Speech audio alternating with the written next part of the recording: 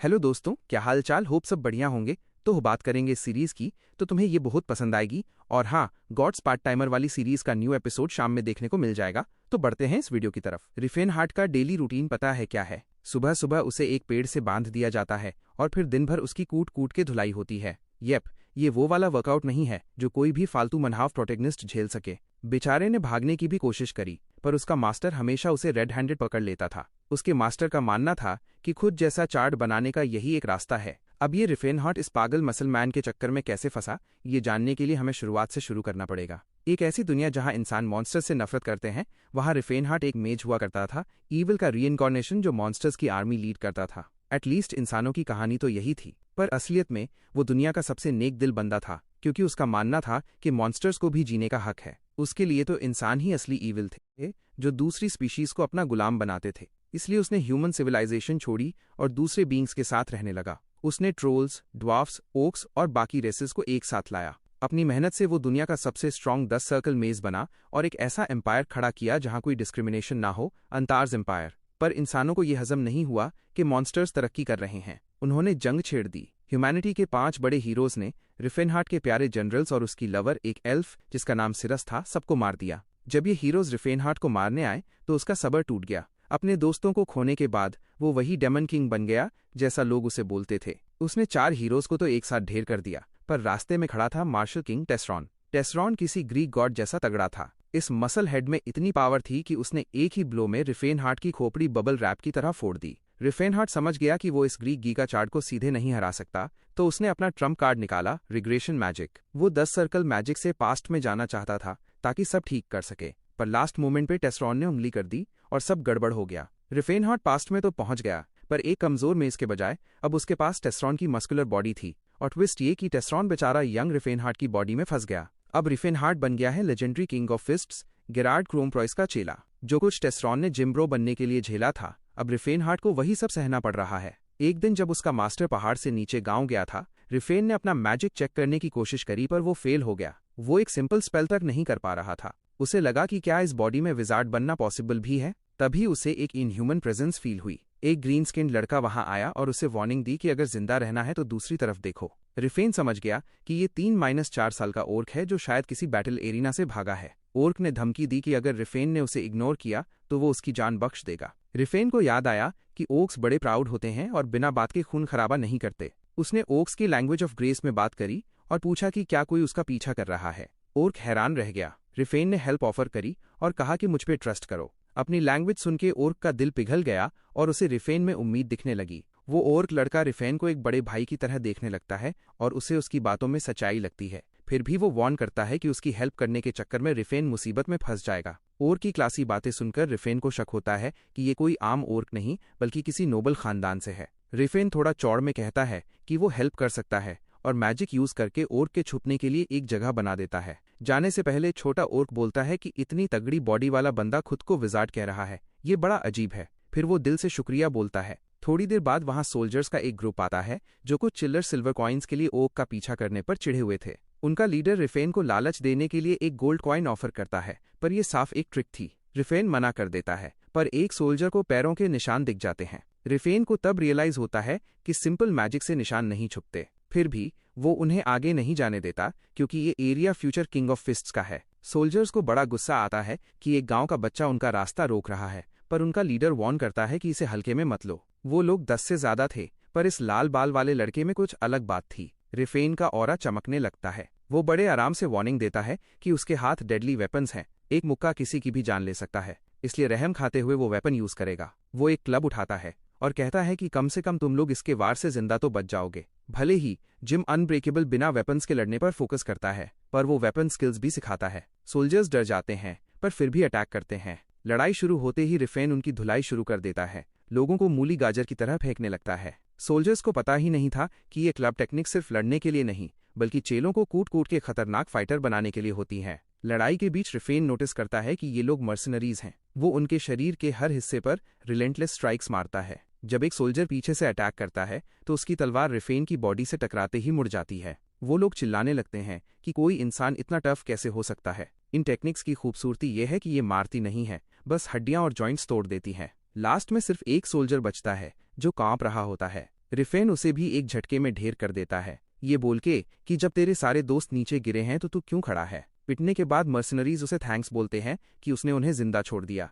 Refrain को इस लड़ाई में थोड़ा ज्यादा ही मजा आने लगता है, जो दिखाता है कि जिम अनब्रेकेबल की सख्त ट्रेनिंग का असर उस पर हो रहा है। ओर्क लड़का बाहर आकर रिफेन का शुक्रिया अदा करता है और कसम खाता है कि ये एहसान कभी नहीं भूलेगा। रिफेन उसे समझाता है कि एक वॉरियर को इतनी जल्दी सर नहीं झुकाना चाहिए, पर ओर्क अब रिफेन को अपना मेंटर मान चुका था। जब नाम पूछा गया तो हमारा डार्क मेज अपना इंट्रो देता है, रिफेन हार्ट वॉल्टेरस। ओर्क बताता है कि वो गुलाम बनने से अच्छा भटकता हुआ मरना पसंद करेगा। रिफेन उसे रॉकी माउंटेन्स में ब्लू बेयर ट्राइब के पास जाने की सलाह देता है। जाने से पहले पता चलता है कि उस ओर्क का नाम टिड है। रिफेन को याद आता है कि ये वही टिड है जो आगे चलकर 4 वॉरियर किंग्स में से एक और सभी ओक्स का हेड चीफ बनने वाला है। उसे हैरानी होती है कि क्या पुराने टेस्ट्रॉन का कभी इससे सामना हुआ होगा। 6 महीने बाद ग्रैंडपा फिस्ट रिफेन पर एक तगड़ा एनर्जी बर्स्ट मारता है, पर डेमन लॉर्ड उसे स्पाइरल गार्ड से ब्लॉक कर देता है। बुढ़ा इंप्रेस हो जाता है और हंसते हुए पुरानी बातें याद करता है। बच्चा जिद कर रहा था कि उसका असली नाम रिफेन हार्ट है, पर ग्रैंडपा गेरार्ड को लगता था कि इतनी कूट कूट के धुलाई होने की वजह से इसका दिमाग घूम गया है। रिफेन थोड़ा कंफ्यूज था कि ये बुढ़ा 6 साल पुरानी बात अभी क्यों निकाल रहा है। तभी गेरार्ड को सडनली रियलाइज होता है कि भाई, उनकी ट्रेनिंग को पूरे 10 साल बीत चुके हैं। रिफेन हार्ट अब पहले से बहुत ज्यादा स्ट्रांग हो गया है, पर बुढ़ा अभी भी कुड़कुड़ कर रहा है कि जिम अनब्रेकेबल के स्टैंडर्ड्स के हिसाब से रिफेन की 190 सेमी हाइट अभी भी कम है। उनके हिसाब से पहले के तीनों किंग्स वॉल्कन्यूट, कॉलब्रेन और रोस्टल सब 2 मीटर से ऊपर के खंबे थे। ग्रैंडपा ने ताना मारते हुए पूछा कि क्या वो ब्रीदिंग टेक्निक ढंग से कर रहा है या नहीं। रिफेन अपने पुराने जन्म की बात सोचने लगा, जहां उसकी हाइट 2.4 मीटर थी, पर अब वो गेरार्ड को बस यही बोलता है कि ये सब कॉन्स्टिट्यूशन का खेल है। पर अंदर ही अंदर उसकी फट रही थी कि ये बुढ़ा सच में ये सोचता है कि ब्रीदिंग टेक्निक से कोई लंबा हो जाएगा। गेरार्ड ने कंधे उचकाते हुए कहा, चलो ठीक है, साइज से फर्क नहीं पड़ता जब तक लड़का स्ट्रांग और मजबूत है। फाइनल टेस्ट के लिए रिफेन अपना स्टांस लेता है और 4 स्टैक कैलेमिटी हॉर्न छोड़ता है। वो किसी बुलेट की रफ्तार से आगे निकलता है और सामने वाली पत्थर की दीवार को कचरे के ढेर में बदल देता है। बुढ़ा जोर जोर से हंसने लगता है। उसे यकीन हो गया कि अब इस लौंडे को कोई हरा नहीं पाएगा। रिफेन ने चैन की सांस ली कि चलो फाइनली 4 स्टैक्स तक पहुंच गया, और फिर उसे वो शब्द सुनने को मिले जिसका वो इंतजार कर रहा था। गेरार्ड ने डिक्लेयर किया कि अब वक्त आ गया है कि वो बाहर की दुनिया में जाए। अचानक गेरार्ड ने उसे उसके असली नाम से पुकारा, रिफेन हार्ट, और कहा कि जैसे जीना चाहते हो वैसे जियो, सही हो या गलत, अच्छे बनो या बुरे, बस वो लाइफ तुम्हारी अपनी चॉइस होनी चाहिए। वो कहता है कि इतने सालों की खतरनाक ट्रेनिंग झेलने का यही असली रिवॉर्ड है। फिर वो उसे मास्टर रोस्टोल की 60 साल पुरानी एडवाइस देता है कि जिंदगी जीने के 3 रूल हैं। 1, पैसे कमाओ, पर कभी गलत तरीके से नहीं। जब रिफेन ने बोला कि अभी तो आपने कहा था कि विलेन बनना फाइन है, तो गेरार्ड ने हंस के कहा कि अगर विलेन बनना है तो क्लासी बनो, थोड़ी डिग्निटी रखो। 2, हमेशा उनका साथ दो जिनके साथ गलत हुआ हो, क्योंकि उससे रिस्पेक्ट मिलती है। पर साथ में वॉर्न भी किया कि हर कमजोर आदमी हमेशा सही नहीं होता। रिफेन अब दुनिया के ज्यादातर लोगों से ज्यादा स्ट्रांग है, तो उसे ध्यान से जज करना पड़ेगा। 3, लेगेसी को मरने मत देना। जिम अनब्रेकेबल की टीचिंग्स किसी स्टूडेंट को देनी ही पड़ेगी। जरूरी नहीं कि वो कोई प्रोडिजी हो,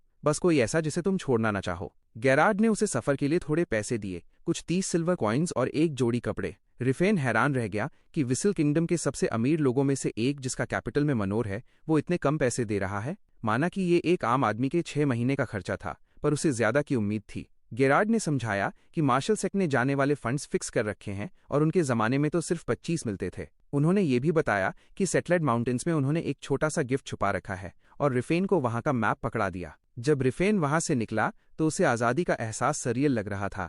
तभी आसमान में एक कैलेमिटी ब्लास्ट हुआ। ये ग्रैंडपा फिस्ट का फेयरवेल कहने का तरीका था, जो उसे इस लेगेसी का वॉरिस बनने की बधाई दे रहे थे। रिफेन बिना रुके पूरी स्पीड से पहाड़ से नीचे भागा। नीचे गांव में एक विलेजर गांव के चीफ को बोल रहा था कि रहने दो, पर चीफ अपनी बात पे अड़ा था। वो एक नोबल और उसके नाइट से उनके खाए हुए खाने का सही पैसा मांग रहा था। वो घमंडी नोबल उन्हें नीच बोल रहा था और उनकी तरफ एक गोल्ड कॉइन फेंक के मजाक उड़ा रहा था कि तुमने शायद पहले कभी ये देखा भी नहीं होगा। चीफ ने शांति से जवाब दिया, ये खर्चे के आसपास भी नहीं है। नोबल को गुस्सा आ गया और उसने चीफ को थप्पड़ मार दिया, ये बोल के कि एक नाइट को मार्केट प्राइस ज्यादा पता होती है इन गांव वालों से। साफ दिख रहा था कि ये नाइट्स नहीं बल्कि बैंडिट्स हैं। उन्होंने गांव पे कब्जा कर लिया, खाना ठोसा और अब एक कॉइन देके पल्ला झाड़ रहे थे। तभी लॉर्ड स्टीफन वहां आया और पूछा कि क्या चक्कर है। एक गंदी स्माइल के साथ उसने विलेजर्स को कमीने कहा और वॉर्न किया कि इन कॉमनर्स पे दया दिखाने की जरूरत नहीं है जो अपनी औकात नहीं जानते। इसी बीच रिफेन को सिरस के साथ बिताए पल याद आते हैं। सिरस उसे टच करते हुए कहती थी कि उसकी बॉडी एक शार्प और एलिगेंट तलवार जैसी है, पर अब टेसॉन की बॉडी में उसे खुद को देख के एक स्टोन गोलेम जैसा फील होता है। उसकी आंखों में आंसू आ गए। वो सोच रहा था कि क्या सिरस उसे इस नए रूप के लिए माफ करेगी। उसने गैस किया कि सिरस अब शायद 70 साल की हो चुकी होगी। रिफेनहार्ट ने कैलकुलेशन लगाई कि सिरस अभी 70 साल की होगी, जबकि वो ह्यूमन ईयर्स के हिसाब से सिर्फ 17 का है। वो सदर्न विसल किंगडम के क्रोम सिटी पहुंच चुका है। उसे अच्छे से पता है कि अगले साल सिरस को चिटान किंगडम की एक स्लेव ऑक्शन में बेचा जाएगा। उसका एक मन तो करता है कि अभी जाकर सब तोड़ फोड़ दे और उसे छुड़वा ले, पर ऐसा करने से उसका मैजिक वापस पाने का गोल बिगड़ सकता है। इसलिए वो सोचता है कि पैसे से काम निकालना ज्यादा स्मार्ट होगा। प्रॉब्लम बस ये है कि एल्फ स्लेव्स की कीमत आसमान छू रही होती है और ये बंदा बिल्कुल कंगाल है। पर हाँ, उसके पास एक सॉलिड बॉडी है, टॉप क्लास स्किल्स हैं और सबसे बड़ी बात, उसे फ्यूचर पता है। रिफेन ने सुना कि छटान किंगडम के रास्ते में कुछ पुराने रूइंस हैं। उधर लॉर्ड स्टीफन ने रूइंस ढूंढने के स्पेशलिस्ट टॉड और देयास मैजिक टावर के एक विजार्ड से पूछा कि क्या उन्हें खंडहर मिले। टॉड ने उन्हें वेट करने को कहा। स्टीफन को पूरा यकीन है कि वहां महान तलवारबाज सर क्लॉड वॉन लेओटास अल्टियोन की कब्र है। क्रोम सिटी छोड़े रिफेन को 3 दिन हो चुके हैं और वो हातान माउंटेन्स की तरफ जा रहा है। उसकी स्टैमिना इतनी खतरनाक है कि उसे ठंड ही नहीं लगती। हालांकि उसे याद आता है कि पुराने मार्शल किंग्स तो सर्दियों में भी बिना शर्ट के घूमते थे। वो एक सीक्रेट तकनीक, आर्टिफिशियल फ्लैशबैक्स यूज करता है, जिससे वो अपनी पुरानी यादें जब चाहे रिकॉल कर सकता है। उसे याद आता है कि पिछले जन्म में वो मेज टॉड से मिला था, जिसने अलॉन्स के साथ इन रूइंस को एक्सप्लोर किया था। रिफेन को याद है कि वहां कुछ ऐसा खजाना था जो टॉड के ग्रुप ने मिस कर दिया था, जिसे उसने बाद में 2000 गोल्ड कॉइन्स में बेचा था। जब वो कैटल विलेज पहुंचता है तो सब कुछ वैसे ही था जैसा उसे याद था। गांव वाले कानाफूसी कर रहे थे कि कोई भी वैली ऑफ डेथ के पास जाने की हिम्मत नहीं करता। नोबल्स ने एक गाइड मांगा था और गांव वाले टेंशन में थे, क्योंकि मना करने का मतलब था मौत और उनका चीफ भी बीमार था। टेड नाम का एक बंदा रास्ते जानता था तो वो वॉलंटियर करता है, पर तुरंत पछताने लगता है जब उसकी बीवी बच्चे रोने लगते हैं। तभी रिफेनहार्ट किसी पागल की तरह खिड़की पे अपना चेहरा चिपका देता है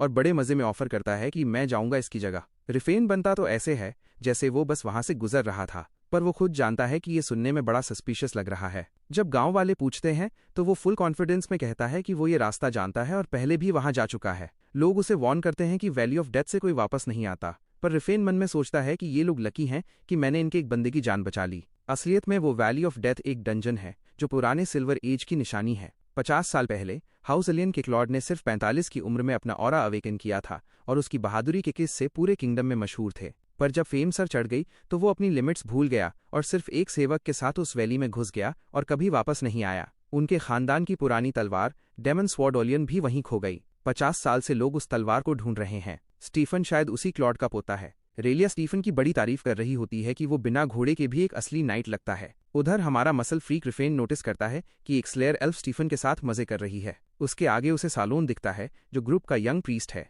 रिफेन सोचता है कि क्या ये लड़का कोई होली स्पेल कर भी पाएगा, और उसे सबसे ज्यादा हैरानी इस बात पे होती है कि इतने सुंदर चेहरे वाला सालोन असली में एक लड़का है। रिफेन टॉड से बात करने का मौका ढूंढ रहा है, पर टॉड और सालोन आपस में बातों में इतने बिजी हैं कि उसे चांस ही नहीं मिलता। टॉड को देखकर उसे अपने पुराने दिन याद आ जाते हैं जब वो खुद एक यंग विजार्ड था, पर उसे कुछ अजीब लगता है। क्या टॉड को सालोन पसंद है? फिर वो सोचता है नहीं, टॉड इतना गिरा हुआ बंदा नहीं है। अचानक एडवर्ड उसकी तारीफ करता है कि वो उनका गाइड बना है, पर रिफेन इसे झटक देता है ये बोलकर कि कोई बड़ी बात नहीं है, गांव वाले तो बस डर गए थे। उसे लगता है कि उनका डरना नेचुरल है, पर एडवर्ड घमंड में कहता है कि जब किंगडम के सबसे बहादुर नाइट साथ हों तो डरने की क्या बात। रिफेन को घिन आने लगती है। उसे लगता है कि सारे नाइट्स एक नंबर के घमंडी और खुद पसंद होते हैं। तभी अचानक एक तेज चीख सुनाई देती है और कुछ अजीब से क्रीचर्स सामने आ जाते हैं।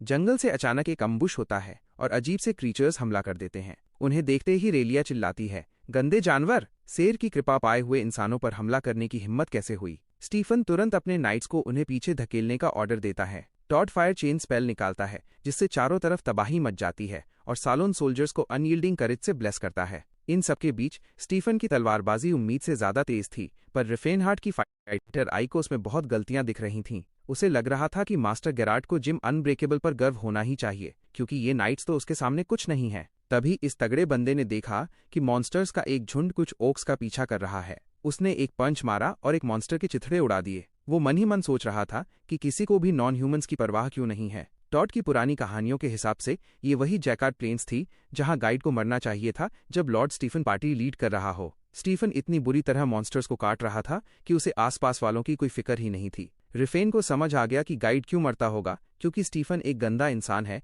जो अपने साथ वालों की प्रोटेक्शन नहीं करता। इस भगदड़ में सालोन ने रिफेन से कहा, पेड़ के पीछे छुप जाओ, जो दिखाता है कि कम से कम उसमें थोड़ी तो इंसानियत है। एक मॉन्स्टर ने रिफेन पर झपट्टा मारा जो उसकी आंख के पास से निकला। रिफेन चिल्लाया, क्या ट्रेनिंग के बाद मेरे पास रोने के लिए आंसू बचे हैं? उसने बिना देखे एक मुक्का घुमा दिया और उस क्रीचर को कुचल दिया। ये देखकर ओक्स दंग रह गए। लड़ाई के बाद स्टीफन ने सिर्फ एडवर्ड से पूछा कि क्या विजार्ड और प्रीस्ट सही सलामत हैं? रिफेन को घिन आई कि उसे बाकी लोगों की सेफ्टी से कोई मतलब ही नहीं है। स्टीफन ने चौड़ में कहा, अलियन का हुक्म ही कानून है, और सबको आराम करने को बोला। रिफेन ने मौका देखकर टॉड से बात शुरू की। गाइड बनने का नाटक करते हुए उसने टॉड को जान बचाने के लिए थैंक यू बोला। फिर उसने हल्के से बात छेड़ी कि उसका एक दोस्त है रिफेन हार्ट, जो डेल्फिया मैजिक टावर में विजार्ड है। क्या टॉड उसे जानता है? टॉड हैरान रह गया कि इतना खतरनाक दिखने वाला बंदा रिफेन हार्ट का दोस्त कैसे हो सकता है। फिर टॉड सडनली रिफेन हार्ट को स्वीट और लवली बॉय बोलने लगा, जिसे सुनकर हमारे मसल मैन रिफेन को बड़ी क्रीपी वाइब्स आने लगी। रिफेन ने पूछा कि उसका दोस्त कैसा है। टॉड बोला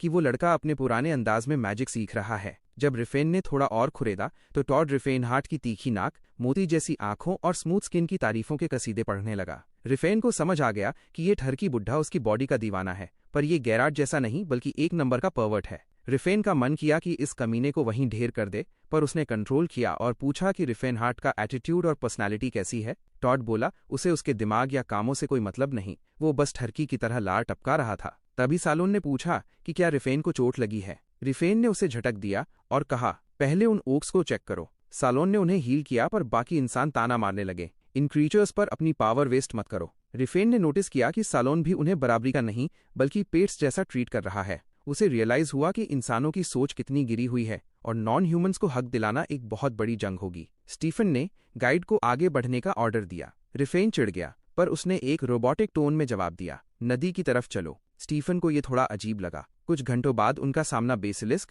डायरवोल्व्स और 20 से ज्यादा ओगर्स से हुआ। सब थककर चूर हो गए थे और सोच रहे थे कि इतने छोटे पहाड़ में इतने मॉन्स्टर्स कैसे हैं। असलियत ये थी कि रिफेन मजे ले रहा था। वो उन्हें सेफ रास्ते के बजाय सबसे मुश्किल रास्ते से ले जा रहा था और उन्हें आराम का मौका ही नहीं दे रहा था। उसके लिए नाइट्स घमंडी थे, प्रीस्ट्स जिद्दी और विजार्ड्स छोटे दिमाग वाले। स्टीफन को अब समझ आया कि सर क्लॉड यहाँ क्यों मरे होंगे, क्योंकि ये जगह मॉन्स्टर्स से भरी पड़ी थी। अचानक उन्हें आगे रोशनी दिखी और एडवर्ड चिल्लाया, हमें फॉल्टन के पुराने खंडहर मिल गए। टॉड ने एंट्रेंस की तरफ इशारा किया और कहा कि ये सेफ है, पर रिफेन ने जिद पकड़ ली, मैं बाहर वेट करूंगा क्योंकि मैं अकेले वापस नहीं जा सकता। स्टीफन के पास कोई रास्ता नहीं था। उसे मानना पड़ा कि वापस जाते वक्त गाइड की प्रोटेक्शन करनी पड़ेगी। हालांकि उसके मन में कुछ और ही चल रहा था। स्टीफन का प्लान था कि वो गाइड को वापस नहीं ले जाएगा, और ये बात समझकर रिफेन को बड़ा गुस्सा आता है। स्टीफन अपनी तलवार हवा में लहराता है और चिल्लाता है, इस दरवाजे के पीछे एक महान नाइट आराम कर रहा है, हम उनका सम्मान करेंगे और उनकी डेमन स्वॉर्ड ऑलियन को ढूंढ निकालेंगे। जैसे ही पूरी पार्टी अंदर घुसती है, रिफेन समझ जाता है कि अब उसका काम शुरू करने का टाइम आ गया है। फॉल्टन के ये पुराने खंडहर, जो अब मॉन्स्टर्स और अनडेड से भरे पड़े हैं, कभी सिल्वर एज के ऑर्डिनरी मिलिट्री आउटपोस्ट्स हुआ करते थे। पर भाई, वहां की टेक्नोलॉजी इतनी एडवांस्ड है कि आज के स्टैंडर्ड उसके सामने कुछ नहीं है। रिफेन को याद आता है जब वो यहाँ सिरस के साथ आया था। सिरस ने तब बताया था कि उसे इन दीवारों के पीछे किसी की सरसराहट सुनाई दे रही है। उसे तब यकीन हो गया था कि यहाँ कोई सीक्रेट गेट है। रिफेन को वो पुरानी बातें याद आ जाती हैं जब वो बड़ा रोमियो बन रहा था और सिरस से कहा था कि शर्माओ मत, रिवॉर्ड में किस मिलेगा। आज ये मसल मैन रिफेन वही सब याद करके लार टपका रहा है। उसे खुद यकीन नहीं हो रहा कि इतने डेंजर जोन में भी उसने इतनी हिम्मत कैसे दिखाई थी। अब उसके सामने एक कोड है जो लिब्रा, एक्वा और टेरा के सिंबल्स पे बेस्ड है, वो भी उल्टे ऑर्डर में। उसे पता है इसे कैसे सॉल्व करना है, पर प्रॉब्लम यह है कि उसकी मैजिक पावर्स अभी लिमिटेड हैं, तो ये काम उम्मीद से ज्यादा मुश्किल लग रहा है। उसकी बॉडी तो तगड़ी है, पर दिमाग पहले जैसा तेज नहीं रहा। फिर भी वो अपना जुगाड़ लगाता है और अपना कोट उतार देता है। भाई, 10 सिल्वर कॉइन्स का सवाल है, खराब नहीं होना चाहिए। वो वार्म अप शुरू ही करता है कि अचानक चीखों की गूंज सुनाई देती है। वो कंफ्यूज हो जाता है कि ये बेवकूफ लोग गलत रास्ते पे निकल गए क्या, पर आवाज दूसरी तरफ से आ रही थी। तब उसे रियलाइज होता है कि ये एक सीक्रेट पैसेज है जो सीधा 3rd बेसमेंट फ्लोर पे जाता है। एंट्रेंस खुल चुकी है और नीचे कोई घुस गया है, जिस वजह से रिफेन थोड़ा अनईजी फील करने लगता है। फिर उसे याद आता है फॉल्टन एक मिलिट्री फैसिलिटी है और इसका मैजिक सिस्टम हर तरह के डिफेंस एक्टिवेट कर देगा इंट्रूडर्स को खत्म करने के लिए। पिछली बार उसे और सिरस को टेंशन नहीं थी, पर अब ये स्टीफन और उसके लोग गड़बड़ कर रहे हैं। वो लोग किसी ट्रैप को ट्रिगर कर सकते हैं और सब के सब 2nd बेसमेंट फ्लोर पे गिरकर रायता फैला सकते हैं। नीचे लॉर्ड स्टीफन देखता है कि सर थॉमस एक ट्रैप की वजह से काट दिया गया है। तभी भारी कदमों की आवाज आती है और एक मैसिव स्केलेटन अपनी एक्स लेकर सामने आ जाता है। स्टीफन को पता है कि वो इस मॉन्स्टर को अकेले नहीं हरा सकता। उसके पास कई तलवारें थीं और उसका ऑरा एकदम डेमोनिक था। किसी इंसान के लिए इसे हराना नामुमकिन जैसा था। साइलोन जख्मी सोल्जर्स की मदद कर रहा था। सोल्जर्स उसे बार बार थैंक यू बोल रहे थे क्योंकि फ्लोर गिरने की वजह से वो लगभग मर ही गए थे। साइलोन ने टॉड को भी थैंक्स बोला जिसने मैजिक से उनकी जान बचाई थी। हालांकि टॉड ने साफ कह दिया कि मैजिक ने बस गिरने से बचाया है, आगे क्या होगा उसका कोई पता नहीं। तभी एक धमाका होता है और फ्रंट लाइन के सोल्जर्स उड़ते हुए गिरते हैं। एक हॉर्न डेमन अपनी आर्मी के साथ हमला कर देता है। सब डर के मारे भागने लगते हैं। तब फादर साइलोन आगे बढ़ता है और अपनी मेस ऑफ लाइट उठाकर ट्रूप्स में होली पावर भर देता है। वो उन्हें अनयील्डिंग करेज से ब्लेस करता है। साइलोन को उनका डरना बड़ा फट्टू लगता है, पर मैजिक होते ही सोल्जर्स में अचानक एनर्जी आ जाती है। वो बिल्कुल पसेस्ड लगने लगते हैं और चिल्लाते हैं, हम हाउस एलियन की ताकत दिखाएंगे। टॉड दंग रह जाता है कि साइलोन ने कितनी ज्यादा पावर यूज करके उन्हें बर्सर्कर्स बना दिया है। साथ ही टॉड अपना स्पेल कास्ट करता है और डेमन के हाथ से उसकी तलवारें छीन लेता है। इसी बीच रेलिया उस डेमन पे अटैक करने के लिए कूदती है, पर वो शैतान उसे इतनी जोर से मारता है कि वो दूर जा गिरती है। वो बुरी तरह जख्मी है, पर बस यही उम्मीद कर रही है कि उसकी कोशिश स्टीफन के काम आए। स्टीफन उसकी तारीफ करता है और पूरी स्पीड से टॉप डेमन की तरफ लपकता है।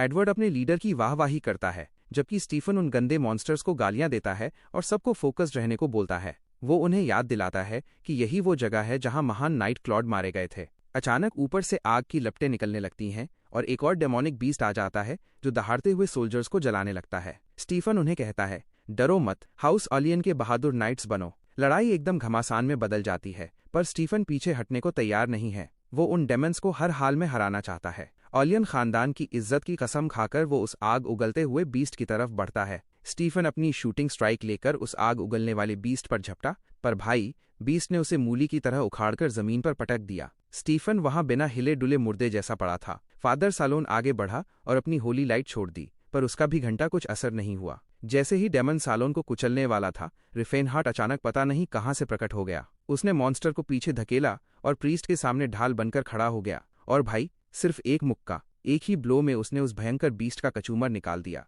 रिफेन खुद हैरान था कि इतनी जल्दी खत्म हो गया। उसे याद आया कैसे पिछले जन्म में टेस्रॉन ने उसे भी इसी तरह धोया था। जख्मियों को बचाने के लिए उसने उस एल्फ लड़की को अपनी बाहों में उठा लिया, पर तभी अनडेड सोल्जर्स की एक पूरी आर्मी खड़ी हो गई। रिफेन ने उसे सीने से लगाए रखा और स्वाम के बीच रास्ता बनाते हुए सबको कूटना शुरू कर दिया ताकि निकलने का रास्ता मिल सके। वो रेसोल्यूट नाइट को होश आया तो एडवर्ड ने तुरंत नोटिस किया। स्टीफन ने चारों तरफ मरे हुए अनडेड देखे और पूछा, ये क्या हुआ? उसके राइट हैंड मैन ने बताया कि भाई वो गाइड तो असली में एक तगड़ा फाइटर निकला। स्टीफन ने तुरंत माफी मांगी। उसे लगा रिफेन कोई छुपा हुआ खानदानी नोबल है। रिफेन को याद आया कि टॉड उसके यंग रूप को जानता है, तो उसने अपना नाम सिर्फ रिफेन बताया। एडवर्ड कंफ्यूज हो गया कि इस नाम का तो कोई बड़ा चैंपियन सुना नहीं। जब पूछा गया तो रिफेन ने साफ कह दिया कि वो किसी नोबल फैमिली से नहीं है। स्टीफन को लगा, अच्छा तो ये बस एक आम आदमी है जिसे मैंने गलती से ट्रेनिंग पे निकला नोबल समझ लिया। अपनी इज्जत बचाने के लिए स्टीफन फेंकने लगा कि थैंक्स, तुमने एंड में आकर बस वो खत्म किया जो हम पहले ही हैंडल कर चुके थे।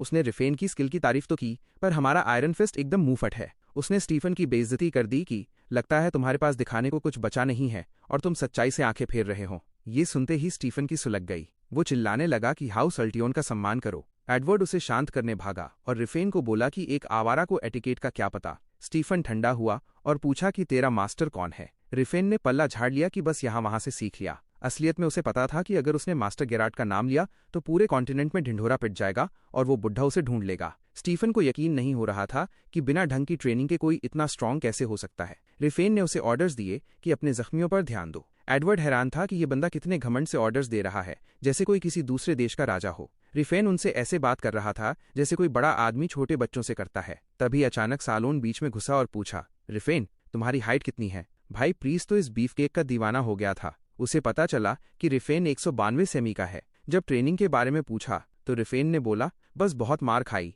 बहुत खाया और बहुत वजन उठाया। सालोन इतना फ्रेंडली हो रहा था कि रिफेन को क्रीपी लगने लगा। असलियत यह है कि सालोन अनाथालय में बड़ा हुआ था। उसका शरीर कमजोर और चेहरा लड़कियों जैसा प्रिटी था, इसलिए सब उसे चिढ़ाते थे। इसलिए उसे हमेशा से वो चीजें चाहिए थीं जो उसके पास नहीं थी, एक तगड़ी बॉडी, भारी आवाज और खुलकर हंसना। वो तो मॉक बनना चाहता था ताकि अपनी ताकत दिखा सके, पर किस्मत देखो वो लंबा ही नहीं हुआ। आवाज पतली रही और बाल लड़कियों जैसे बढ़ने लगे। वो जितना वर्कआउट करता उसकी होली पावर उसकी मसल्स को हील कर देती, जिसके वजह से वो कभी बल्कअप नहीं कर पाया। इसलिए अब उसे रिफेन जैसी रग्ड फिजिक देखकर अट्रैक्शन हो रहा था। रिफेन ने बहाना बनाया कि वो एग्जिट चेक करने जा रहा है, पर प्रिटी बॉय सालोन साथ हो लिया। रिफेन ने उसे डांटा कि यहीं रहो जख्मियों के पास, जिससे सालोन का मुंह बन गया। स्टीफन ने भी साथ चलने का फैसला किया। रास्ते में वो रेसोल्यूटली यूजलेस, इस पत्थर जैसे इंसान से हेल्प लेने पर अंदर ही अंदर भुना बैठा था। स्टीफन को बहुत चिढ़ मचती है कि रिफेन रैंक और औकात देखे बिना खुद ही वॉलंटियर कर रहा है। अपनी चौड़ दिखाने के लिए स्टीफन एक और डेमन से भिड़ने की कोशिश करता है। उसे लगता है कि ये टैंक उसकी तारीफ करेगा, पर जब स्टीफन सपने बुन रहा था, रिफेन ने चुपके से उसे एक स्ट्राइक मारी और नॉकआउट कर दिया। जब अनडेड सोल्जर्स ने अटैक किया तो इस अल्टीमेट ब्रूजर ने उन्हें ऐसे धोया जैसे कोई बच्चों का खेल हो। स्टीफन को साइड करके वो ट्रेजर हंटिंग पे निकल गया। वो एक हॉट स्पॉट पर पहुंचता है जहां उसे सिल्वर एज के रेलिक्स ढूंढने थे, जिनकी कीमत कम से कम 50 गोल्ड कॉइन्स हो। कुछ ही देर में उसे मिलता है इन्फिनिट सैक, एक ऐसा जादुई थैला जो अपनी साइज से 10 गुना ज्यादा सामान रख सकता है। उसे अपनी पुरानी यादों से पता था कि ठीक इसी के बगल में एक और थैला है जिसमें celestial furnace, dagger of recall और सफायर ऑफ मैजिक पावर रखे हैं। इतना कीमती खजाना देखकर लॉन्डा एकदम खुश हो गया। जब स्टीफन को होश आया तो रिफेन ने सारा इल्जाम उन अनडेड कमीनों पर डाल दिया कि उन्होंने उसे एक ही हिट में बेहोश कर दिया। लॉर्ड ईगो को बड़ा गुस्सा आया कि उसके प्लान्स फ्लॉप हो रहे हैं, पर रिफेन तो उसे दोबारा बेहोश करने की प्लानिंग कर रहा था। वो बेचारा लोली नाइट पूरे रास्ते में 3 बार और बेहोश हुआ। रिफेन ने पूरे खंडहर की तलाशी ली, हालांकि उसे थोड़ा बुरा लग रहा था कि कहीं उस नोबल को ज्यादा चोट न लग गई हो। स्टीफन जब भी जागता वो हैरान होता कि हमेशा गार्ड पर रहने के बाद भी वो कैसे पिट गया। खजाना भरने के बाद रिफेन वापस आया और लोगों को एग्जिट तक ले जाने लगा। रास्ते में सालोन ने पूछा कि क्या वो सच में एक आम बंदा है। रिफेन के बात करने का ढंग ऐसा था कि सबको लगता था वो उनके ऊपर है। उसे रियलाइज हुआ कि वो 40 साल के एडवर्ड से भी वैसे ही तू तड़ी करके बात कर रहा है जैसे स्टीफन से। रिफेन को याद आया कि उसकी बॉडी तो अभी सिर्फ 22 साल की है, तो उसने थोड़ा संभाल कर एक्टिंग की और बोला, सॉरी भाई, मैं ज्यादा लोगों से मिलता नहीं हूं ना, इसलिए तमीज थोड़ी कम है। अगले कमरे में उनका सामना एक नए शैतान से हुआ, ग्रिलबिस्ट। रिफेन को अपने पिछले जन्म में ये याद नहीं था। स्टीफन को लगा ये यहाँ का बॉडीगार्ड है, पर रिफेन समझ गया कि इनकी अभी इतनी औकात नहीं कि ये इससे लड़ सकें, इसलिए उसने रिट्रीट का इशारा किया। तभी उन्हें उस डेमन के हाथ में डेमन स्वॉर्ड ऑलियन दिख गई। एडवर्ड ने कहा कि वापस चल के और बैकअप लेकर आते हैं, पर वो ढीठ नाइट स्टीफन नहीं माना। उसने कहा, मैं इस लेजेंडरी तलवार को शैतान के हाथ में नहीं रहने दूंगा, चाहे मौत ही क्यों ना आ जाए। वो अपनी आर्मी लेकर आगे बढ़ गया और रिफेन उसे रेकलेस फूल बोलता रह गया। असलियत ये थी कि ये रूइन सिल्वर एज की हैं और इसका सिस्टम इतना एडवांस्ड है कि ये बाहर से कुछ भी खींचकर अपना डिफेंस सिस्टम ठीक कर लेता है। बेचारा ग्रिलबिस्ट अपनी दुनिया में शांति से रह रहा था जब तक इस खंडहर ने उसे जबरदस्ती अनपेड लेबर बनाने के लिए नहीं खींचा। जब कोई क्रीचर इस सिस्टम से जुड़ता है तो उसकी पावर डबल हो जाती है। रिफेन को पता था कि जिस डेमन ने क्लॉड को मारा था वो ऑरा वीडर था, तो ये डंजन गार्डियन तो अलग ही लेवल का होगा। स्टीफन ने अपने चमचों से कहा, डरो मत, ये तो जंजीरों में बंधा है। रिफेन ने वार्न किया, अंदर गए तो कुत्ते की मौत मरोगे, पर एडवर्ड पलटकर बोला, तेरे जैसे आवारा को ऑनर के बारे में क्या पता, कुछ चीजें मौत से बढ़कर होती हैं। रिफेन ने सोचा, अबे गधों, तुमसे एक छोटा मॉन्स्टर हैंडल नहीं हुआ और ग्रिलबिस्ट से भिड़ोगे। इसी बीच हमारा प्रिटी बॉय सालोन सोल्जर्स को होली स्टेरॉइड दे रहा था, जो असली में एक सुसाइड मिशन की तैयारी थी। सोल्जर्स मौत के मुंह में ऐसे कूद रहे थे जैसे पतंगे आग में कूदते हैं। रिफेन की बात एकदम सही निकली। वो सब फर्स्ट क्लास कचरे की तरह इधर उधर फेंके गए। वो लोग सिर्फ पंचिंग बैग्स बनकर रह गए थे। फिर भी सर यूजलेस ब्रेवरी और हाउस एलियन का रोना रो रहा था, जैसे उसके भाषण से डेमन डर जाएगा। रिफेन समझ गया कि स्टीफन तो कभी सुनने वाला है नहीं, पर उसे उम्मीद थी कि एडवर्ड थोड़ा दिमाग वाला निकलेगा। अब लॉर्ड ईगो स्टीफन उस ग्रिलबिस्ट के चारों तरफ अपनी सस्ती मूव्स दिखा रहा था। लॉर्ड ईगो स्टेफन अपने सस्ते शॉट्स मार रहा था। उधर प्रिटी बॉय सालन होली मेसेस से किसी लाइट शो की तरह डेमन पे हमला कर रहा था। रेलिया ने भी एक क्लीन स्ट्राइक मारी जिसपे स्टेफन ने उसकी तारीफ तक कर दी। रिफेन मान गया कि रेलिया कम से कम एडवर्ड से तो काफी बेहतर है। उसे लगा शायद उसने इन लोगों को थोड़ा ज्यादा ही हल्के में ले लिया था। फिर टॉड ने अपना विजार्ड वाला दिमाग चलाया और एक ब्लिजर्ड समन किया, पर भाई सिस्टम ग्लिच हो गया और डंजन फेज 2 में चला गया। ग्रिलबीस्ट ने अपनी जंजीरें तोड़ दी और पार्टी पे ऐसे टूट पड़ा जैसे मक्खियों को कुचल रहा हो। असली नाइटमेयर शुरू हो चुकी थी। स्टेफन ऐसे लपका जैसे अभी डेमन को खत्म कर देगा, पर डेमन ने उसके पेट पे एक ऐसा मुक्का मारा कि वो दीवार से जा टकराया। एडवर्ड चिल्लाया, पर स्टेफन ने जख्मी रेलिया को फिर से लड़ाई में धकेल दिया, सिर्फ इसलिए कि वो दोनों फिर से पिट गए। तभी ग्रिलबीस्ट ने उनकी तरफ एक भयानक फायरबॉल फेंका। रिफेन ने सही टाइम पे एंट्री मारी और प्रिटी बॉय सालोन के सामने ढाल बन गया। उसने स्टाइल में बोला, पार्टी में थोड़ा लेट आने के लिए सॉरी बॉस। अब वो डेमन को ताड़ रहा था। उसने सोचा कि क्या इस बॉडी की मार्शल स्किल्स इतने बड़े मॉन्स्टर को झेल पाएंगी। पुराने जन्म में जब वो विजार्ड था तो वो ऐसी मौत से खेलने वाली बातें कभी नहीं करता, पर अब उसके अंदर का फाइटर इस स्ट्रॉन्ग ओपोनेंट से भिड़ने के लिए तड़प रहा था। उसे पहली बार लगा कि वो एक असली मार्शल आर्टिस्ट है और जेरार्ड को आज उस पर गर्व होता। उसे ग्रैंडपा फिस्ट का पुराना लेसन याद आया, जब डाउट हो तो एनर्जी ब्लास्ट के साथ पहला पंच मार डू। उसने ग्रिलबिस्ट का अटैक डॉस किया, पर डेमन की तलवार से उसे एक खरोंच आ गई। उसे समझ आ गया कि भले ही आर्म स्टील उसे ना काट पाए, पर मैजिक ब्लेड उसे चोट पहुंचा सकती है। बीस्ट ने उसे जोर से किक मारी और वो दीवार में जा घुसा। सैलन डर के मारे चिल्लाया, पर रिफेन ने झटक दिया कि फिक्र मत कर, मैं ठीक हूँ। सैलॉन की आंखें फटी की फटी रह गईं जब उसने रिफेन का ऑरा देखा। उसे यकीन हो गया कि रिफेन एक ऑरा वीडर है। रिफेन को लगा कि वो चाहता तो थोड़ा वेट करके क्लीन स्ट्राइक मार सकता था, पर ग्रैंडपा फिस्ट की मार खा खाकर टैंकिंग उसकी फितरत बन चुकी थी। उसने गंदे बीस्ट को ललकारा, आजा बेटे देख लेते हैं। उनकी टक्कर से पूरा खंडर हिल गया। उधर स्टेफन का घमंड चूर चूर हो रहा था। उसे यकीन ही नहीं हो रहा था कि एक आम बंदे के पास ऑरा है, जबकि उस जैसा नोबल उसे मैनिफेस्ट तक नहीं कर पाया। वो सोचने लगा, ये बंदा है कौन और ये मॉन्स्टर कहाँ से टपका। डंजन गार्डियन ग्रिल्बिस्ट रिफेन पर पागल की तरह टूट पड़ा, पर इस ब्रॉल ने दिखा दिया कि रिफेन की ट्रेनिंग किस लेवल की थी। डेमन का हर अटैक उसे एकदम क्लमजी और प्रेडिक्टेबल लग रहा था। प्रॉब्लम बस ये थी कि ये गार्डियंस कभी मरते नहीं। रूइंस का मैजिक उन्हें बार बार हील कर देता है। ग्रिल्बिस्ट वाइल्ड हुआ, पर आयरन फिस्ट ने उसे लॉक कर दिया। उसने एरियल कॉम्बैट से उसके जबड़े हिला दिए और उसे अपना ट्रेनिंग डमी बना लिया। बाकी सब लोग हैरानी से देख रहे थे कि रिफेन उस डेमन को कैसे धो रहा है, पर रिफेन जानता था कि वो ज्यादा देर तक खेल नहीं सकता। टाइम आ गया था कैलेमिटी हॉर्न निकालने का। रिफेन ने सबको गाली दी कि तुम सब मेरे लिए लायबिलिटी हो, क्योंकि एक भी गलत मूव हुई तो पूरा खंडर सबके सर पे गिर जाएगा। टॉड चिल्लाया, अगर हम ऑरा वाली तलवार को होली पावर से ब्लेस करें तो ये मर सकता है। रिफेन को ये ट्रिक पता थी,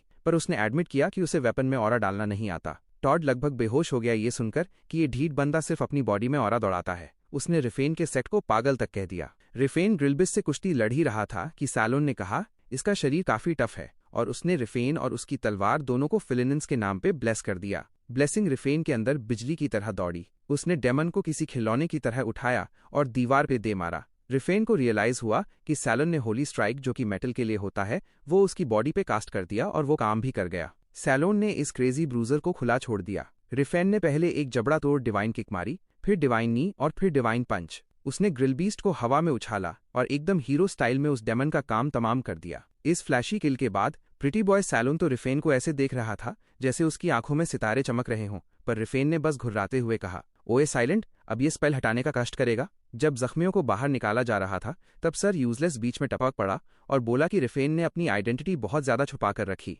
उसने माना कि बंदा स्ट्रांग है, पर रोना शुरू कर दिया कि उसकी नाइटली ऑनर मिट्टी में मिल गई है। उसने रिफेन पर इल्जाम लगाया कि जब वो लोग मुश्किल में थे तब रिफेन उन पर हंस रहा था। रिफेन ने झटक दिया और बोला, मैंने कोई स्नियर वियर नहीं किया। असलियत तो ये थी कि उसे इन क्लाउन्स की इतनी परवाह ही नहीं थी कि वो हंसने का दर्द भी लेता। स्टेफन का दिमाग खराब हो गया और उसने हमला कर दिया, पर हमारा ब्रूजर आराम से झुक गया। उसने सर यूजलेस को ऐसे लुल किया कि वो अपनी ही तलवार के चक्कर में जोकर की तरह गिर पड़ा। वो बेवकूफ चिल्लाने लगा, तेरी हिम्मत कैसे हुई डॉज करने की। रिफेन ने शांति से कहा, मैंने कहा ना, मैं नहीं हंस रहा था, और अगर तुझे ये तलवार इतनी ही प्यारी है तो ये ले और निकल। एडवर्ड, जो थोड़ा दिमाग वाला था, उसने नोटिस किया कि इतनी कीमती चीज के लिए लालच न दिखाना ही असली ताकत की निशानी है। स्टेफन तलवार पकड़े हुए अंदर ही अंदर और सुलग रहा था। रिफेन ने सोचा कि ये तलवार तो उसके पुराने जमाने के हिसाब से सेकंड रेट है। पहले तो वो ऐसी तलवारें बल्क में बनाया करता था। ड्रामा खत्म करके उसने सबको वापस चलने को कहा और सब उसके पीछे हो लिए। हालांकि वो रोने वाला नाइट अभी भी गुस्से में भुना जा रहा था। वापस कैटल विलेज पहुंचकर सबने चैन की सांस ली। फादर साइलेंट ने एक बच्चे को हील किया।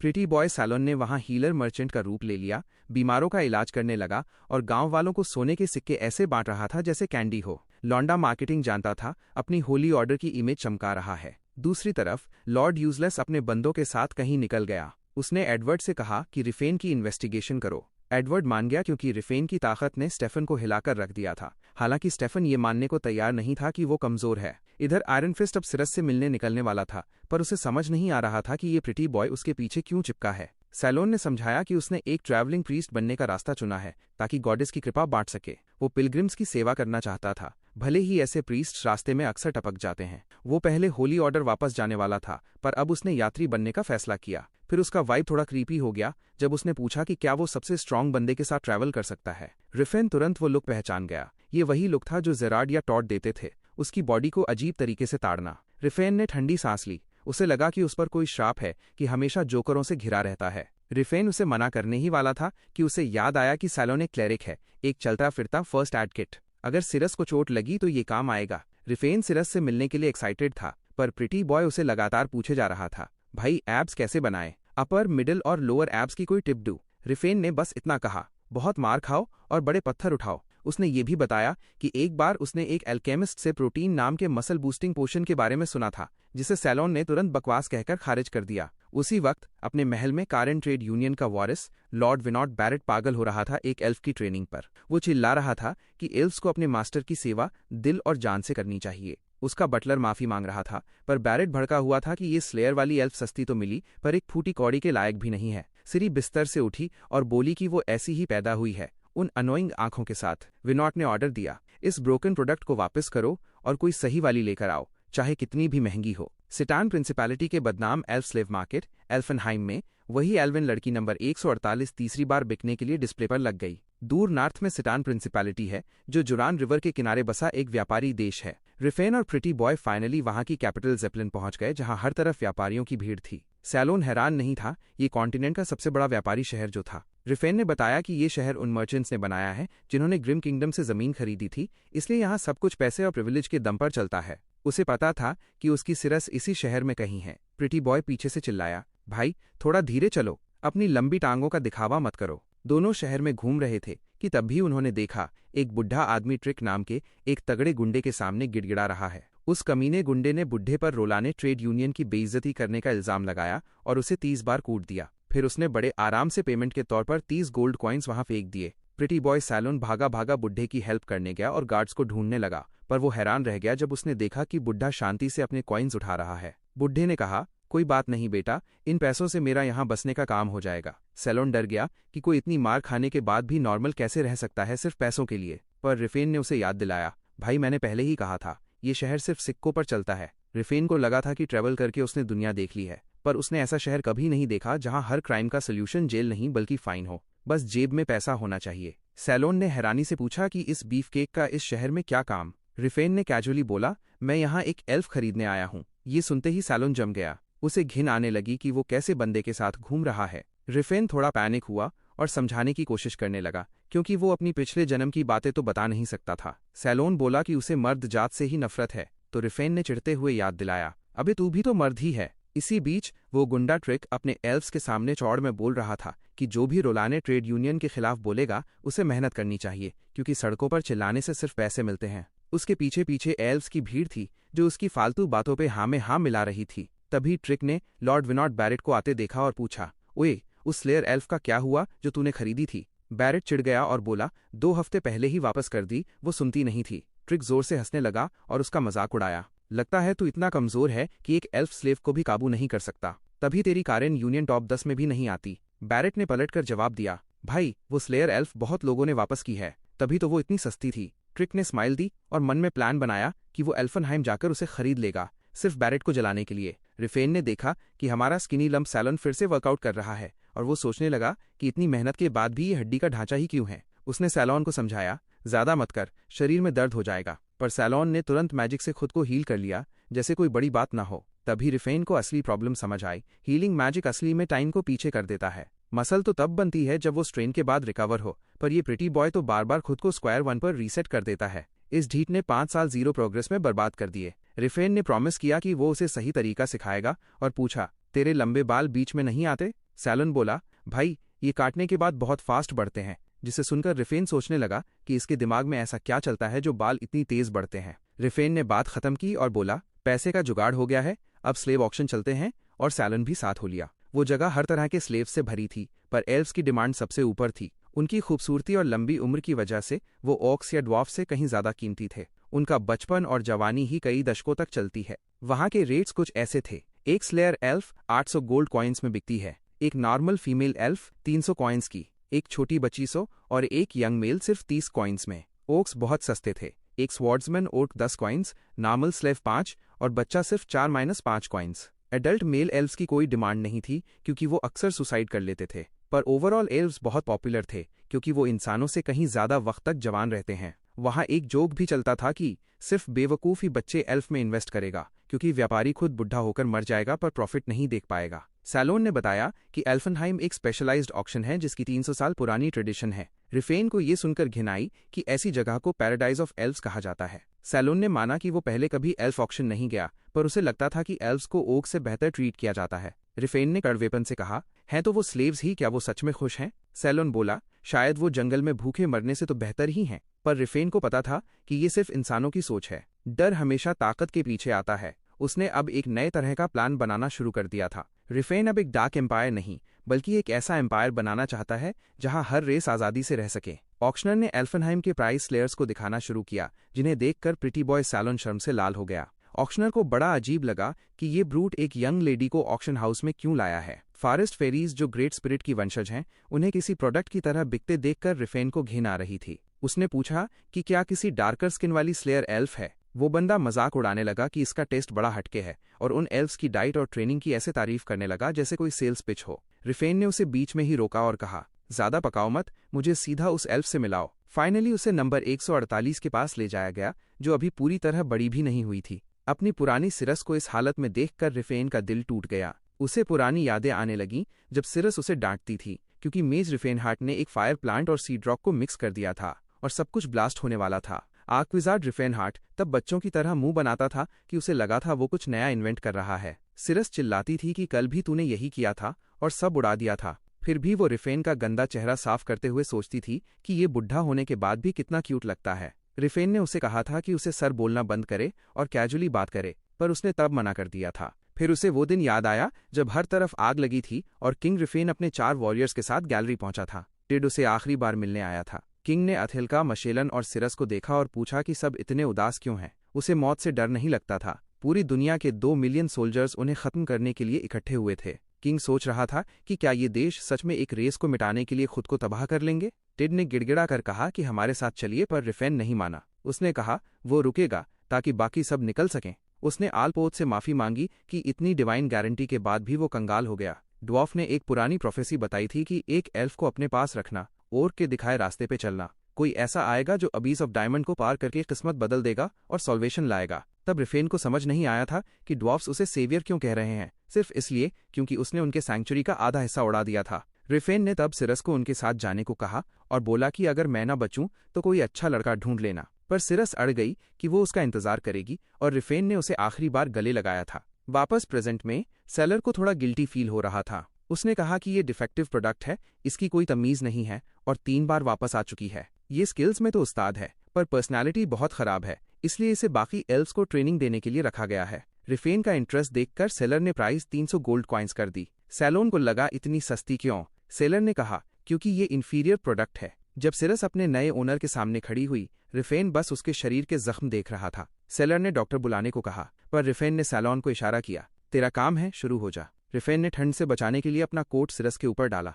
उसने पूछा, क्या मैं तुम्हें सिरस बुला सकता हूँ? उसने रूखेपन से कहा, ठीक है। रिफेन ने उसे पूरा नाम दिया, सीरियस वैलेंसिया। सिरस चिढ़ गई कि एक स्लेव को सरनेम की क्या जरूरत। उसने पूछा, क्या ये आपका नाम है? रिफेन ने समझाया, नहीं, ये आज से तेरा अपना नाम है, मेरा नहीं। उसने अपना इंट्रो दिया और सैलोन की तरफ इशारा करके बोला कि ये फाइनेंस का प्रीस्ट है। बाद में सेलर के पसीने छूट गए जब एक गुस्से में भरा कस्टमर ट्रिक वहां आया और चिल्लाकर पूछा, नंबर 148 को 1 घंटे पहले किसने खरीदा? ट्रिक को शक हुआ कि शायद बैरेट ने कोई चाल चली है। उधर ऑक्शन हाउस में सेलर ने ट्रिक को बताया कि एक अनजान नौजवान ने तुरंत कैश देकर उसे खरीद लिया। ट्रिक को यकीन ही नहीं हो रहा था कि कोई इतना सारा कैश लेकर घूम रहा है सिर्फ एक स्लेयर के लिए। सेलर ने मिर्च मसाला लगाकर बताया कि उसने उस इंफीरियर एल्फ को भी महंगे दाम में बेचा है। जब ट्रिक ने दबाव डाला तो सेलर ने बताया कि खरीदने वाला एक तगड़ा और भारी भरकम बंदा था जिसे पहचानना बहुत आसान है। इधर रिफेनहार्ट सिरस के लिए कपड़े पसंद करने में बिजी था। उसने उसके लिए एक मस्त ड्रेस चुनी और प्रॉमिस किया कि बाद में और भी दिलाएगा। उसने पूछा,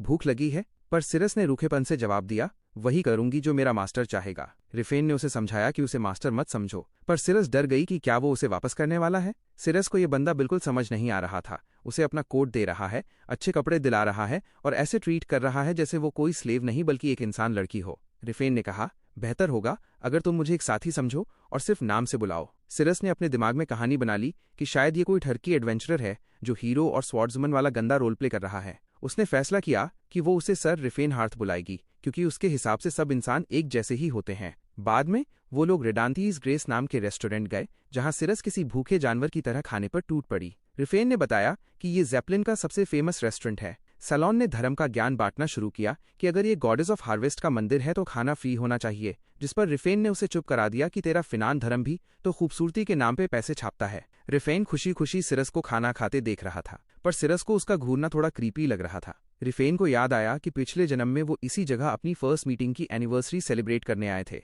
तब वो उसका सेवियर था, आज उसका खरीदने वाला। उसे लगा शायद किस्मत उन्हें थोड़ा जल्दी साथ ले आई है, पर उसे उम्मीद थी कि एक दिन वो उसे अपना लेगी। वेपन शॉप पर सिरस ने एक रैपियर उठाई, पर रिफेन ने तुरंत टोक दिया, तुम तो सिमिटार यूज करती थी ना? सिरस ने उसे एक कातिलाना नजर दी और सोचने लगी कि इस बंदे को ये कैसे पता। सैलोन ने बीच बचाव किया कि महान मार्शल आर्टिस्ट हाथ देखकर पहचान लेते हैं। सैलोन को एक मिथ्रिल वेपन चाहिए था, पर रिफेन ने उसे झटक दिया कि प्रीस्ट को तलवार की जरूरत नहीं होती। तभी कुछ गुंडे रिफेन के पास आए और बोले, हमारे मालिक को ये एल्फ चाहिए, बदले में दूसरी स्लेयर ले लो और ये चेक रखो। रिफेन ने साफ मना कर दिया। गुंडों ने सोचा कि ये बंदा इस एल्फ से चिपक गया है और वहां से निकल गए। वापस अपने मैंशन में ट्रिक अपने आदमी रोमाड पर भड़क गया कि वो खाली हाथ क्यों आया। उसने कहा, तुझे उसे पीट कर पैसे फेंक देने चाहिए थे। रोमाड ने समझाया कि वो लौंडा पैसे का लालच नहीं मान रहा और भीड़ में पंगा लेना सही नहीं था। उसने प्लान बनाया कि सही मौका देखकर स्लेयर को किडनैप करेंगे, उसकी मौत का नाटक करेंगे और डबल प्राइस पे बेचेंगे। ट्रिक को प्लान पसंद आया और उसने सर लांटिस को भी साथ लेने को कहा,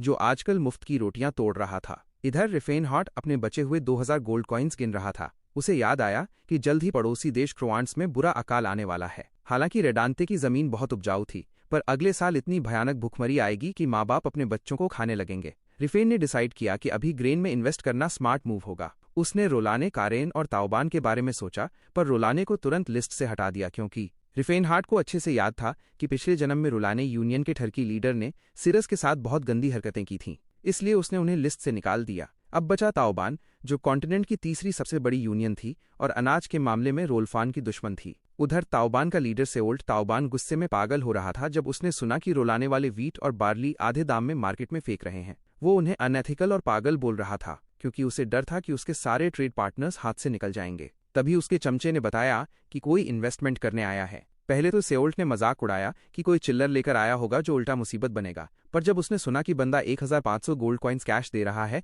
तो उसके होश उड़ गए। वो रिफेन के साथ बैठा, पर जब रिफेन ने कहा कि डील अगले साल की फसल के वक्त क्रोविंस किंगडम में होगी तो सेओल्ट ने सर पकड़ लिया। वो बोला, भाई, वहां अनाज बेचना मतलब ओर्क्स को साबुन बेचने जैसा है, ये कभी काम नहीं करेगा। रिफेन ने ठंडा होकर बोला, नुकसान हुआ तो मेरा रिस्क, पर अगर चल गया तो तेरा भी फायदा है। सेओल्ट फिर भी हिचकिचाया तो इस ब्रूट ने धमकी दी कि वो अपना बिजनेस किसी दूसरे यूनियन के पास ले जाएगा। हार मानकर सेओल्ट राजी हो गया। रिफेन ने कॉन्ट्रैक्ट साइन किया, पर पहले ही वार्न कर दिया, एक सिक्का भी अपनी जेब में मत डालना। फिर रिफेन ने पूछा कि क्या ग्रीन किंगडम में उनकी कोई ब्रांच है, खास करके डेलिलियस मेज टावर के पास। वो असली में अपने पुराने रूप की खबर निकालने का जुगाड़ कर रहा था। इधर सैलोन देख रहा था कि सिरस अपनी तलवार के साथ क्या मक्खन मूव्स दिखा रही है। सिरस को अपनी माँ की बातें याद आ रही थीं कि कैसे हाई एल्व्स कभी जंगल के रक्षक हुआ करते थे और वर्ल्ड ट्री एल्फनहाइम के नीचे मजे से रहते थे, जब तक इंसानों ने उन्हें कंगाली और दुख में नहीं धकेल दिया। उसकी माँ को यकीन था कि एलिया उन्हें वापस जन्नत ले जाएगी और वो चाहती थी कि सिरस अपना हाई एल्फ होने का गर्व कभी न भूले। बाद में किसी और एल्फ बुढ़िया ने उसे समझाया था कि तू सुंदर है तो किसी अच्छी जगह बिक जाएगी, बस लोयल और पोलाइट बनना सीख ले।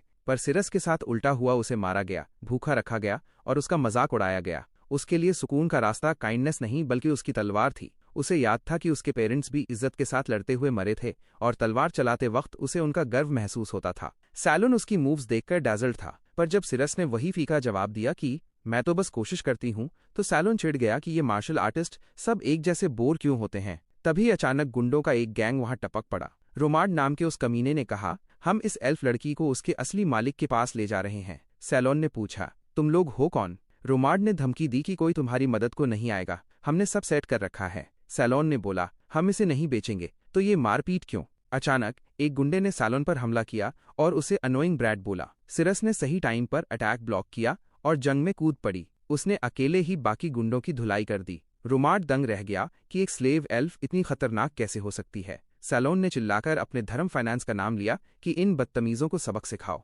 तभी रोमाड ने पीछे से सैलोन को खंजर घोंपने की कोशिश की, पर सिरस ने उसे बचा लिया। रोमाड गंदी स्माइल के साथ बोला, किसी को फर्क नहीं पड़ेगा अगर एक यंग। जब रोमाड ने कहा कि किसी को घंटा फर्क नहीं पड़ेगा अगर कोई पिलग्रिम मर जाए, तो सैलोन का खून खौल गया। पर सिरस ने आगे बढ़कर बोला कि वो इसे हैंडल कर लेगी। रोमाड ने अपने ट्रम्प कार्ड टोलकाटा नाम के ओर्क ब्रूजर को बुलाया। ओर्क ने सिरस से माफी मांगते हुए कहा, देख बहन, कुछ पर्सनल नहीं है, बस तेरी किस्मत खराब है तो एक्सेप्ट कर ले। टोलकाटा ने माना कि सिरस की स्किल्स उन इंसानों से कहीं ऊपर हैं जिन्हें वो रोज मफलता है। शैडी कमीने रोमाड ने वार्न किया कि उस पर निशान नहीं आने चाहिए, तो ओर्क ने उसे चोट पहुंचाने के बजाय पकड़ने की कोशिश की। सिरस को दुख हो रहा था कि वो अपनी सिमिटार कमरे में ही भूल आई है, इसलिए उसे ओर्क के भारी स्विंग्स डॉज करने में दिक्कत हो रही थी। रोमाड चिल्ला रहा था कि एक ओर्क होकर तो एक लड़की को नहीं पकड़ पा रहा, और टोलकाटा कोड़कोड़ कर रहा था कि लगता है आज रात का खाना नसीब नहीं होगा। गुस्से में ओर्क ने फिर चार्ज किया, पर सिरस ने डरने के बजाय सीधा मुकाबला किया। ओर्क डर गया कि कहीं लड़की को चोट ना लग जाए और इसी चक्कर में उसने ढीला छोड़ दिया,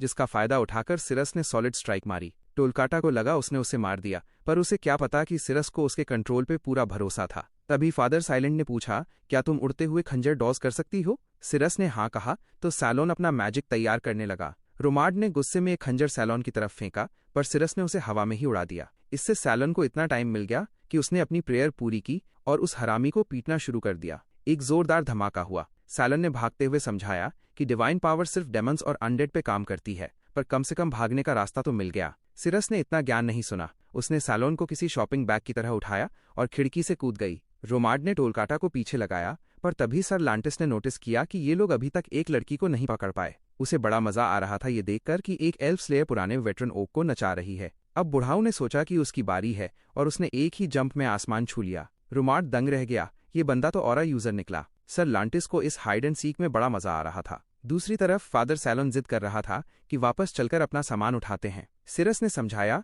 कि गुंडे वहां इंतजार कर रहे होंगे, पर सैलोन बोला कि एक दो को तो हम हैंडल कर लेंगे, खाली हाथ भागने से अच्छा है। सिरस को लगा ये बच्चा बस बड़ी बड़ी बातें कर रहा है। तभी एक गुंडा सामने आया, पर सिरस ने एक ही किक में उसका चेहरा बिगाड़ दिया। सैलोन भागा और चिल्लाया, सामान उठाओ और निकलो, कपड़े बदलने का टाइम नहीं है। जाने से पहले उसने प्रेयर करके अपने फुटप्रिंट मिटा दिए, पर उसे नहीं पता था कि बड़ी मुसीबत पीछे ही है। सर लांटिस एक ऐसा स्वॉर्ड्समैन था जो स्वॉर्ड्समैनशिप की ग्रेट स्टेज पे पहुंच चुका था और उसका ऑरा जाग गया था। उसे तुरंत समझ आ गया कि ये लोग कमरे में छुपे हैं। ऑरा की मदद से वो 30 मीटर के अंदर हर जिंदा चीज को ऐसे देख सकता था जैसे वो सामने खड़ी हो। पर वो हैरान रह गया जब उसने देखा कि उस बच्चे ने किसी हाई रैंकिंग क्लरिक की तरह अपनी प्रेजेंस ही मिटा दी थी। जब कमरा खाली मिला तो रोमार्ड चिल्लाने लगा, पर बुढ़ाऊ ने कहा, शिकारी कुत्ते छोड़ो, ये ज्यादा दूर नहीं गए होंगे। सिरस ने कहा कि मैं सड़कों की तरफ जाते हैं, पर सैलोन ने उसे डम्बो बोला और वॉर्न किया कि अगर लोगों को पता चला कि हम भागे हुए गुलाम हैं तो सब हमारे खिलाफ हो जाएंगे। अब उसे समझ आया कि पिलग्रिम्स रास्ते में मक्खियों की तरह क्यों मरते हैं।